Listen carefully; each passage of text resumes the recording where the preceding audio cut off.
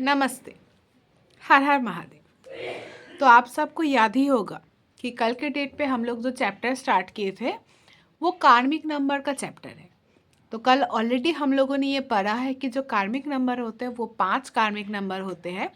जो लास्ट जन्म का जो भी उनका कार्मिक डेट है, यानी कि लास्ट जन्म में उन लोगों ने जितने भी खराब काम किए हैं, बुरे कर्म किए हैं, उनके फल भुगतने के लिए इस जन्म में उनका जन्म हुआ है।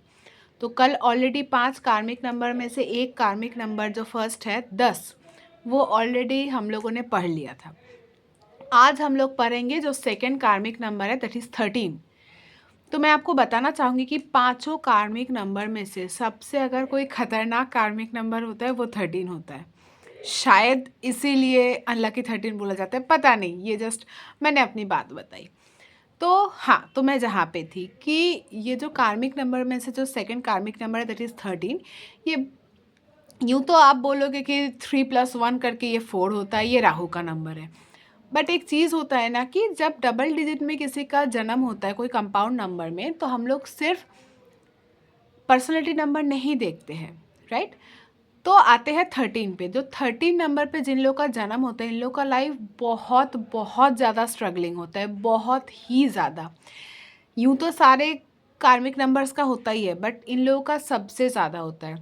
इन लोगों का पास्ट लाइफ कैसा था? ये लोग पास्ट लाइफ में या तो मर्डरर थे, या तो मर्डर के साथ जुड़े हुए थे, रेप के साथ जुड़े हुए थे, कोई भयंकर गुंडागर्दी, खून खराबा, मतलब टेररिज्म, ठीक है, ऐसे बहुत ही खतरनाक कामों के साथ ये लास्ट लाइफ में जुड़े हुए थे। तो इसी का कर्ज चुकाने के लिए, उस बुरे कर्म का कर्ज उतारने के लिए, उसका फल भुगतने के लिए उनका इस जन्म में 13 को जन्म होता है।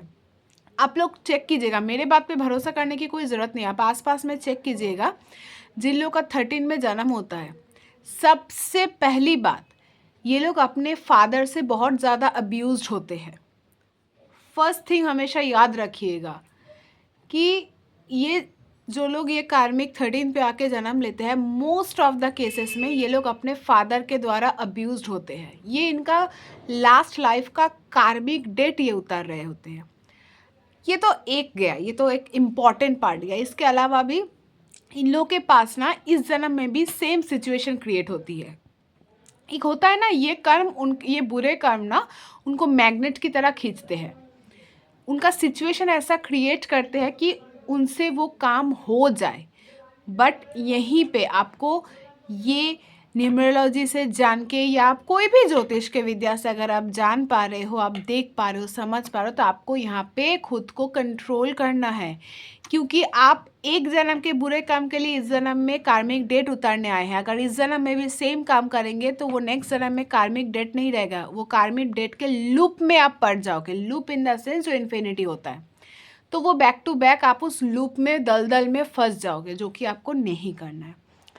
तीसरी चीज़, अगर आप खुद भी नहीं कर रहे हो, कंट्रोल कर रहे हो, तो मेक श्योर आपके फ्रेंड सर्कल में, आपके रिलेटिव सर्कल में कोई भी ऐसे नहीं होनी चाहिए। क्योंकि ज़्यादा से ज़्यादा देखा गया कि इन लोगों के रिलेटिव या फ्रेंड सर्कल में ही कुछ ऐसे लोग होते हैं जिनसे ऐसे सिचुएशन क्रिएट होता है। मैं एक एग्जांपल दे रही हूँ। सपोज़ कि आप फ्रेंड के बहका में आके आप एक बार में चले गए, वहाँ पे मतलब कुछ खराब वाले बार में, फिर वहाँ पे रेड पड़ गया। आपके फ्रेंड का तो कुछ हुआ नहीं क्योंकि आपका ये कार्मिक रेड था, तो आप वहाँ पे पुलिस में पकड़े गए।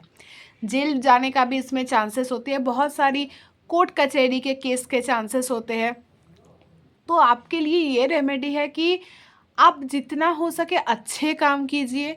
क्योंकि देखिए, बुरा कर्म को काटने के लिए अच्छा काम ही उसको काट सकता है। दो ही चीज़ आपको काट सकती है बुरे कर्म के डेट को, या तो आप अच्छा कर्म काट करके काटो, या फिर आप उसका भुगत के काटो।